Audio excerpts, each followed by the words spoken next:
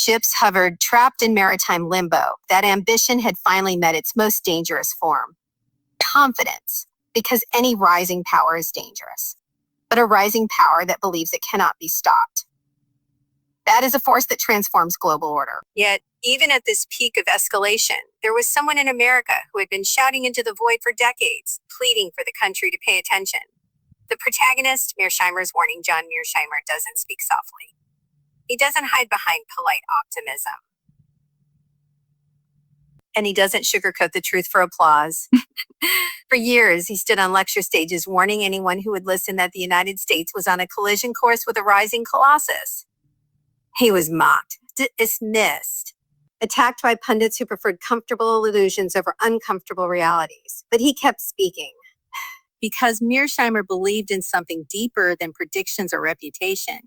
He believed that great powers are slaves to structural forces, forces that make conflict not a choice, but a fate. He spoke of strategic gravity, the kind that pulls two giants toward confrontation, even if both prefer cooperation. China wanted dominance. The U.S. wanted to preserve it. Two truths, one world, zero room. And now, as the sealed corridor pulsed with tension, the world turned to the man who had told them this exact moment was inevitable. The scholar who had spent his career preparing America to understand a crisis that had finally arrived. And deep inside Washington, when the cameras weren't rolling, when the microphones weren't listening, when the doors were closed and the stakes were measured in futures rather than headlines, Mearsheimer whispered three words that sent a chill through the room. This is a test. Debate escalation.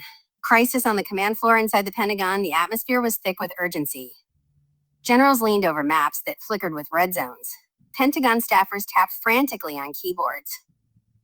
Diplomats paced in circles, pressured by allies desperate for reassurance. Do we challenge the blockade? Do we wait? Do we call Beijing? Do we respond with force? Every option felt either humiliating or catastrophic. And at the center of the chaos, Mearsheimer stood calm. Not because he felt calm, because he understood that clarity is a weapon of its own. He watched as commanders argued, their voices rising, falling, clashing like waves against metal hulls. Some insisted this was merely posturing.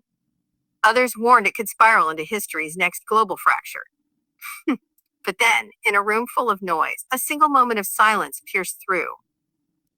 Everyone turned. Mearsheimer was about to speak. The mic drop moment, Mearsheimer explains the trap. He didn't raise his voice. He didn't grandstand. He didn't dramatize. He simply dissected the situation with the sharpest scalpel in the geopolitical toolkit. China isn't threatening us. They're measuring us. The room froze. He continued.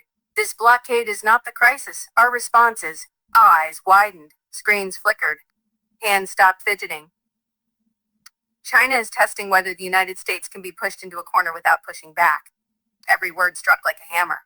If we back down, they expand the strategy. If we escalate, we risk a conflict neither side wants. Hey, General whispered. Then what do we do? And Mearsheimer delivered the line that would replay on news loops for the next 48 hours. We must show resolve without offering provocation.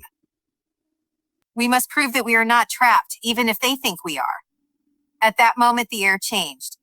The tension didn't decrease. It sharpened. Everyone in the room suddenly understood the stakes. This wasn't about ships, or corridors, or maritime boundaries.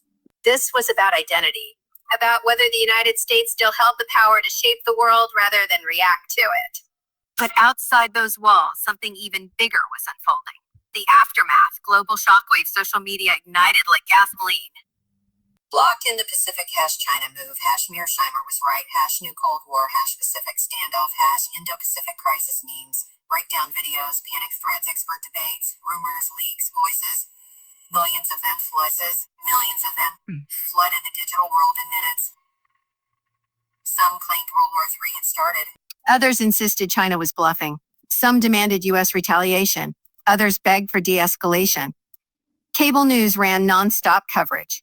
Anchors leaned forward, eyes wide, speaking in the tone normally reserved for election nights and national tragedies. Allies from Tokyo to Canberra eternally checking their phones as their governments convened emergency meetings. But underneath all the noise, all the takes, all the panic, one truth lingered. A truth Mearsheimer had been repeating for 25 years. A great power competition is unforgiving, and no nation escapes its gravity. The moral resolution. What this crisis really meant, and this leads us to the heart of the story.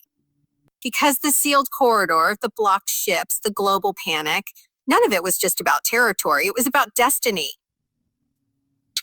America was forced to confront a question it had avoided for too long. Are we prepared for a world where another power challenges us? Not from weakness, but from strength. The crisis didn't break the United States, it woke it up. And in that awakening, a deeper truth emerged. Power is not preserved by comfort, but by vigilance. Security is not maintained by assumptions, but by clarity. Peace is not kept by arrogance, but by understanding the world as it is, not as we wish it to be. This was the real lesson of the blockade, the real message behind China's move, the real echo of Mearsheimer's warning. And that brings us to you. Outrage. Call to action in a world shaped by ambition and uncertainty. Knowledge is your strongest armor. Awareness is your compass. And community teaches community. This community, the one watching right now, is your force multiplier because this story is not over. Not by a long shot. But together, we can understand it, we can analyze it, we can prepare for it. And most importantly, we can stay awake in a world that rewards those who pay attention. If you want to be part of the movement that refuses to sleep through history, join the conversation.